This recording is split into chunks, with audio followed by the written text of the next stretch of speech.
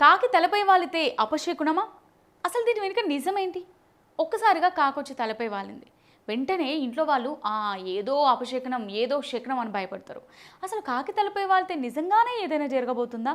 లేక ఇది కేవలం ఒక అపోహయేనా? మన భారతీయ సంప్రదాయాల్లో కాకికి ఒక ప్రత్యేకమైన స్థానం అయితే ఉంది. ప్రత్యేకంగా పితృదేవతలకు కాకిని ప్రతీకగా భావించే ఆచరణ కొన్ని ప్రాంతాల్లో కనిపిస్తుంది. శ్రాద్ధం, పితృకర్మల సమయంలో కాకికి ఆహారాన్ని సమర్పించే సంప్రదాయం కూడా ఉంది. అందుకే కాకి కనిపించినా, అది ఇంటి దగ్గరకు వచ్చినా దాన్ని కొందరు శకునంగా భావిస్తారు. కానీ కాకి తలపై వాలితే తప్పకుండా ఏదైనా అపశకునం జరుగుతుందని శాస్త్రీయ ఆధారం అయితే లేదు. అది ఆకలి వల్ల కావచ్చు, ఆహారం కోసం కావచ్చు, లేదా యాదృచ్ఛికంగా మన దగ్గరకు వచ్చి ఉండొచ్చు. అయితే ఈ నమ్మకం మనకు ఒక మంచి ధర్మ సందేశాన్ని మాత్రం ఇస్తుంది.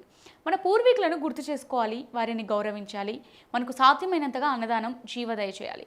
కాబట్టి కాకి తలపై వాలిందని భయపడకండి. దాన్ని అపశకునంగా కాకుండా జీవుల పట్ల దయ చూపాలి, పితృదేవతలను గౌరవించాలి అని ఒక మంచి గుర్తుగా తీసుకోండి.